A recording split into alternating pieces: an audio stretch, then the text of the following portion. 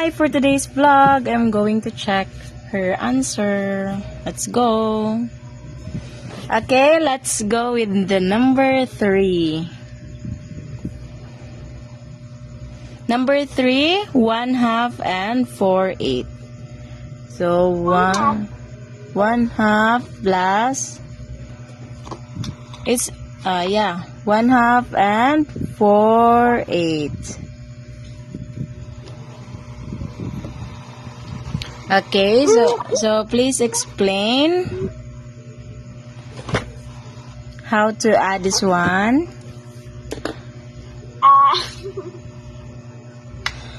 First, you will find the LCD, which is 8.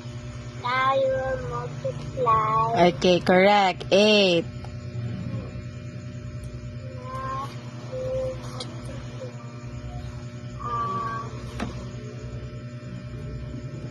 Okay, so next is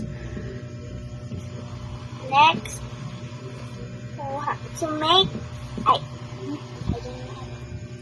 okay, here what number you will multiply to 2 for it to become 8? 8. 2 times 8? 4. 4. So times 4. So okay, so what you did in the denominator will also what you will do to your numerator. So 1 times 4. 1 times 4 is 4. Okay, 1 times 4 is 4. Okay, next. Okay, what you will multiply to 8 to become 8? So 2. I want it. okay, 1 because times 1, or you will just copy the numerator. So next step. You will add. Okay, add. So 4 plus 4. 4 plus 4 is 8. Okay, 8 over 8 over 8. 8. But Okay, but we still need to simplify because 8 is bigger. okay, so simplify it. Yes.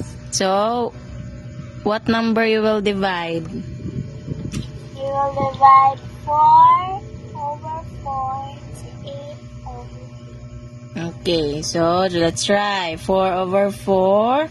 Okay, what's your final answer then? 2 over 2. Okay, 2 over 2. And because the numerator and denominator is the same, what will happen? It is equivalent to 1. 1 whole. Yeah, correct. Very good. So 2 over 2 or 1 whole. Or 1. Okay, so 1 is the final answer for number 3.